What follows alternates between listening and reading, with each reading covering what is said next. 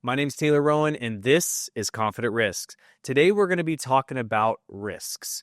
What is a risk? When do we know to take on a risk? When do we maybe steer away from a risk? What's considered high risk? What's considered low risk? A lot of stuff to cover, so let's get started.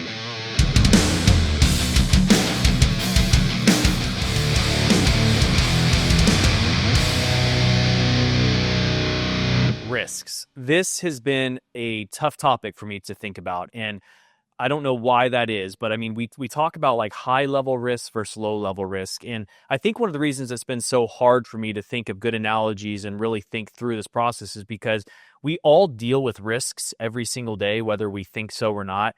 I mean, I think about like my kids sometimes will ask me, hey, can I sit in the front seat of the car? And of course I say, no, you're 10 years old. But at the same time, if we're going to be driving, let's say 2 or 3 houses down for whatever reason, and they wanted to sit up front, okay, maybe we're willing to let him do that or her do that.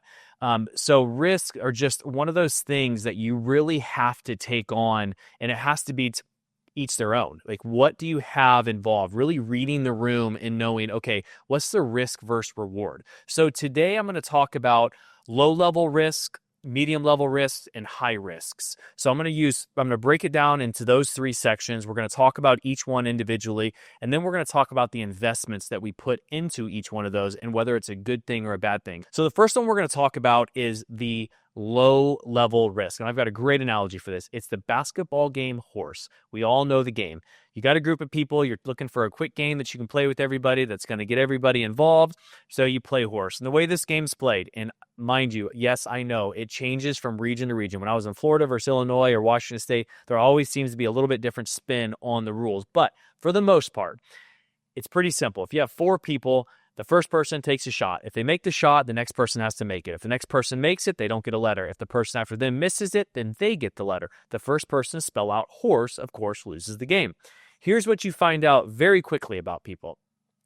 If I'm playing with younger kids, a lot of times you can probably relate to this. If I'm playing with a young kid, my kids are bouncing the ball off the ground, trying to make shots. They're doing one-arm shots from half court. They're really trying to take these really hard shots and implement them in because they know, okay, well, if I make this, then the next person's probably going to miss it. But what they're not thinking about is the long run on the game. They're not thinking about the full game. Okay, in order for me to win, I have to make a lot of these. So they're 6 or 7 shots in, haven't made anything. Finally, they make that 8th one. They're all excited. They're pumped up about it. You go out and of course you miss it.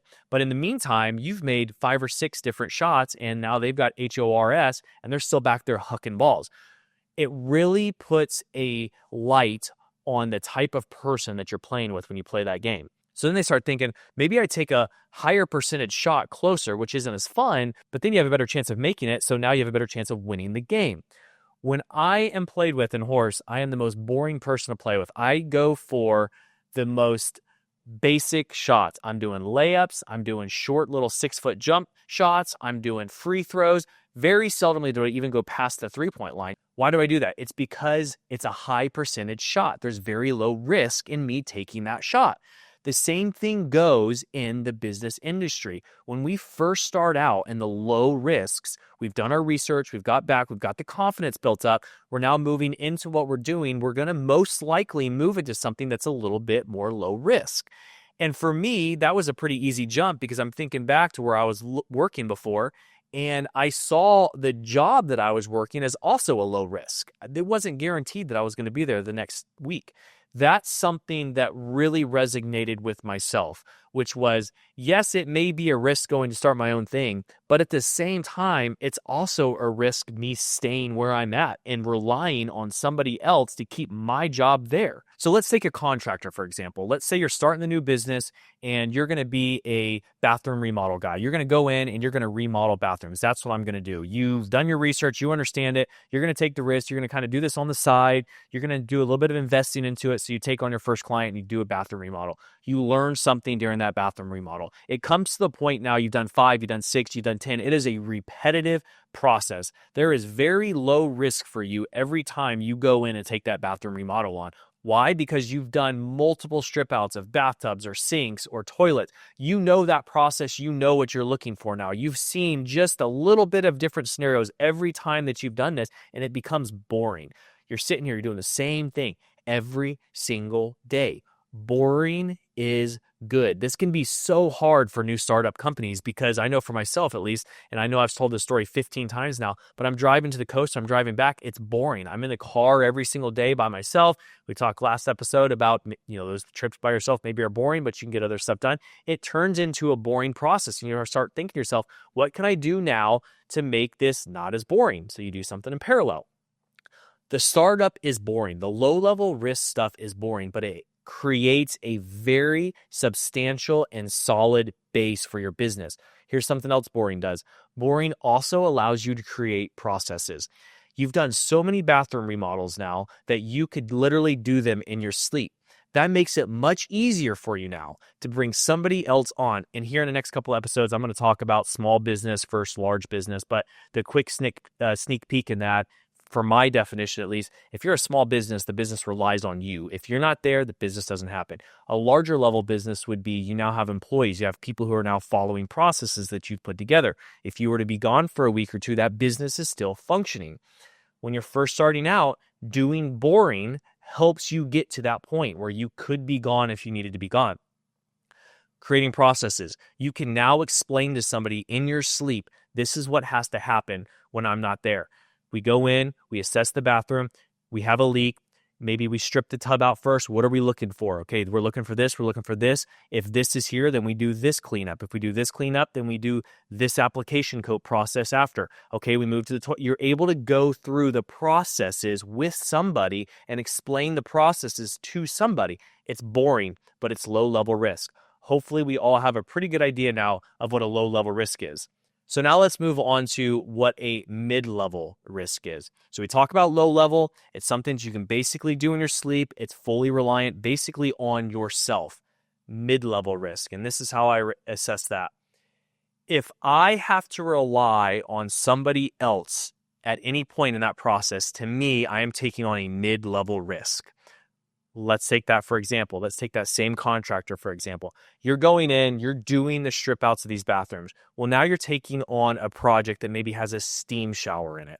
So now you have to have somebody who is an expert in steam showers that's going to come in and who's going to help out with that project. Maybe you do the strip out on the whole project. Now you have to rely on that steam shower person to come in, assess damage, do their work in a timely manner, and then get out of there so that you can wrap everything up. To me, if I think about that, especially in the projects that I'm doing currently, if I have to rely on somebody else, I have to then account for that, which means my margins have to go up. Margins, of course, for layman's terms, is going to be the amount of money that I'm going to make on this job. I have to now take up a little bit. I don't know if that person's going to show up. I don't know if they're going to be sick. I don't know if they're going to take twice as long as they think. These are things, though, that we have to think about when we take on a mid-level risk. Another example of this, maybe you're working a current job. Maybe you have a boss. You've got an idea, but you have to go through somebody. So now you're going through this boss. Hey, here's my idea. And maybe they're doing little tweaks to your thought process, or maybe you have to go through them on your thought process. If that's the case, sometimes we're going to assess that as a mid-level risk. One that we have to think about a little bit more thoroughly, make sure that we understand that it's not just our thought process we're going through anymore, it's somebody else's thought process that we're thinking about. That means that we have to then take our margins or our profit up a little bit. That's a mid-level risk though. It's something that you do not have full control over. No matter how much research you do, no matter how much backlog you've done on this, you do not control the full scenario. In my opinion, that now is a mid-level risk. So we've identified small risks, medium risk, and now we have the large risk. The large risk is a pretty simple one. If you have to completely rely on something or somebody else to make margins or to make a profit, to me, that is a high-level risk. We hear this one a lot. Maybe your buddy, maybe your friend, maybe somebody comes to you. Maybe their pitch is really good that they pitched you. Maybe you're confident in this thing, but you have no say. It's like the class project in high school or in college. Your teacher assigns it, you got 3 people in your group, and now you've got the one person who says, oh, I can take this whole project on, they're going to do it. Do you rely on them, or do you take on steps yourself, or do you do the whole thing yourself? That's the type of level we're talking about when it comes to high level risk. If you focus all of your energy into that one person saying, okay, you're going to do this, fantastic. When it comes time for grade day, you better hope that that person has done their due diligence. That to me is a high level risk. We think about this high level risk in a business scenario. To me, the best one I can think of is cryptocurrency. We think about, oh, Joe Schmo has done his research. Maybe it's our buddy. He knows, oh, this stock's going to hit this. And so now we come in and we put $10,000 in. Ask Tom Brady how that went. You start investing your money into something because of what somebody else told you. We have to be able to rely on our guts in a lot of these situations. A high level risk like that, 99% of the time, your gut is telling you one thing. Another example of it is this. You're doing the search, kind of like we talked about in episode 1. You're looking for a vehicle, you're looking for a big purchase, and you find something at a price point that's way too low to be true. And you know it. You're looking for a $5,000 Honda Accord, and you find a Mercedes-Benz 2023 at $5,000. And you start thinking to yourself, oh my gosh, this is too good to be true. You message the seller says, oh yeah, this is still available. I need a deposit of $1,000. We all know in our mind, in thinking about that scenario, that is a too good to be true. But we make it up in our head that, oh, this is something that's got to move forward with. Oh, maybe there's a chance that it's true. And we start going down that path. That is a high level risk that we're taking. When we rely on somebody else to verify or to tell us that it is a good deal, that is a high level risk. So we've gone through now low level to high level risk, what those are, low, medium, and high. Now, how do we put money into those? Now, I am not by any means telling you that I am a financial expert. All I'm telling you is how I have done this in the past and what has worked for myself. If I am taking on a low level risk, if I am relying on myself and relying on the research I've done and my gut and everything that I'm moving forward with is telling me that this is a good deal, I will put money into that. And what do I mean by I will put money into that? I will put $5,000 or more depending on what that job entails, because I know at the end of the day, I'm going to put the work in on that.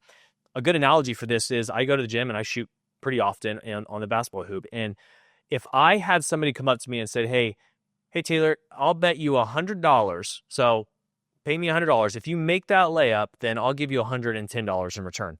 I'm going to do that all day long because I know I'm paying $100, which is, yeah, it's a good amount of money, but I'm doing a layup. I'm going to get that $10. 99 times out of 100, I'm going to make that shot. And even I'll do that as many times as I can possibly be allowed to because I know that is a high level shot. Yes, my return on that is about 10%, $10, but at the same time, I can do that repetitively and I can constantly make good money on that. Now, if that happens, though, at a half-court shot, if I go back to half-court and somebody says, hey, Taylor, pay me $100. If you make this shot, you're going to get $100. I'm not taking that deal. I'd be stupid to do that deal. I know a half-court shot, maybe I make it one time out of 10, one time out of 20. If I'm paying $100, I am not getting my money back on that. As opposed to, hey, do you want to do this half-court shot? It's $1. You take the shot, and if you make it, I'll give you $100. 100 times out of 100, I'm doing that. Why is that? It's because I know that I'm going to make that shot eventually in that 100 times I do it. That is a gut feeling. That is a smart decision. How do we know when or when not to make that? How do we assess that? It's because of what your talent level is. Now, if we take that same scenario of the layup and I've got somebody who's trying to come in and block me, even if it is, maybe an unskilled player, I'm still not going to take that because there's another factor that's involved. I have to assess the situation. Okay, who is it that's blocking me? Do I have the same margin? No, I'll give you $20, $120 after every time. Okay, maybe that's something I'm willing to take on. I may have one or two that are missed, but it's still a high percentage. I'm going to make that. If I move to the half court, I'm paying $1 to do that shot, but I've got somebody in my face to do it. It obviously changes the whole situation. It's called reading the room, understanding what your market is, understanding what the risk versus reward is. What is a good filter on this? It's your gut. When you do the research and you understand your product and you understand what you're doing, your gut will lead you right 99% of the time. You know deep down inside if it's the right move or not because of what you've done. Your gut is a part of you. It's your instincts. You're doing everything that you do. You now have an instinct for. Am I doing this low-level job? Am I doing this high-level job? Your gut is the great telltale sign on this. You have done many of these situations before. You have done the bathroom remodels. You have done all of these other projects. You know what you're looking for. And if your gut is telling you, yes, you need to move forward with this, or no, you don't, You can't fight with what your thought process is. If your thought process and your gut is telling you one thing, it's very easy to try deciphering and telling yourself, no, actually in this situation, it's a little bit different because Henry or Joe's telling me. And it's very easy for those people to convince you. You have to go off of what your gut has told you, and that comes from experience. Get boring at what you do is the best advice I can have on this episode. Is be boring with what you do to start off with. Become so diligent and so good at what you do that it becomes boring.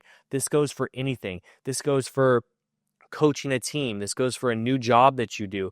This goes for anything that you can think of that you're going to start up on, is become boring at it. When you become boring, it means that you have put together a process and items that make it so that anytime something outside of the normal realm comes in, you're able to decipher of it. You're able to move forward with it because you have done it so many times, and you're able to create processes. You've heard this said so many times now throughout these episodes, is become boring, create processes. If you create processes, it's the first step into growing your business. It's the first step into moving what you're doing onto somebody else. When you start doing that, now you're able to do more things in parallel.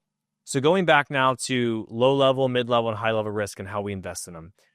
To me, now knowing all of these different scenarios, if I have a low level risks, I am willing to put much more money into that. And the thought process goes to, well, if it's on the contrary, we have something that's a high level risk. A lot of people say, well, yeah, but it's a high reward. It may be, but those are very few incidences when that happens. And those are things where we kind of get wishful thinking, or, someone who wins the lottery, or somebody who goes in and puts a great investment into a cryptocurrency and they've won hundreds of thousands of dollars. They've made hundreds of thousands of dollars on that. And we think about those stories. At the end of the day, the story that will always hold true and is a great analogy for anything you do is the tortoise and the hare. The person who is steady and consistent will win many more times over than the person who's very quick at what they do and is taking breaks, looking left, looking right. Become boring. Be the person who's walking down the path constantly, who is focusing on one thing, who develops processes and moves forward. And that is so contradictory to a business owner. We think about people who start businesses, we got these new ideas, they're creative, they think about all these new things. That's probably another breaking point of why businesses fail, is they get into this position where it's boring. They feel like they're back at their old job, but you have to keep telling yourself you're working for yourself at that point. You're working for yourself. You're developing processes. Yes, it may be boring, but it's something that's bringing in a profit. Low risk, I'm going to invest more money in all day long on that because I know that it's my thought process. It's based on my work ethic, based on what I'm going to do. Mid-level, I have to weigh my options out. Who am I working with? Has this person proven himself? Can I trust him? Can I not trust him? How much money am I going to invest in this? This would be more like a $2,500 investment. High risks. If I'm going to take on cryptocurrency or something to that effect where it is not based on myself, I am not investing a lot of money right off the bat. That's not to say you couldn't do that later, but right off the bat, I'm going to put hundreds of dollars into that instead of thousands of dollars. If it truly is high risk, high reward, those hundreds of dollars will turn into thousands of dollars if it does work out. So in closing, you have to assess and be true with yourself. What type of risk is this? Is it low level? Is it mid level? Is it high level? If it is high level, my suggestion on that is we put less money into it. If it's a low level risk that's based on your skills and it's something you can get boring at, I'm putting more money into that. I hope you're able to take something from today's episode. Here's a big disclaimer I'm going to put to you guys. I know that this whole series is based on startup, entrepreneurship. And we get into these episodes where we're talking about, okay, now we're inside the business. We're making decisions. How does this apply to me if I'm an entrepreneur? I'll tell you this. There's only so many episodes that I can do or people can do to encourage you to take the jump. You're going to take the jump or you're not going to take the jump. The things that you need to hear about are the pieces inside the journey that maybe you haven't thought about. You start up, what are the next steps? That's why we dive so quickly into making the jump. Like I said, you're going to make the jump, you're not going to make the jump. But once you do, what are the things to look for once you get inside of it? That's what we're really focused on. That's what we're going over mostly in this series. So like I said today, I hope you took something from it. Hope you're able to apply it to your everyday life. If you were, please hit the like, hit the subscribe button, follow us on social media. And until next time, stay sharp, stay resilient.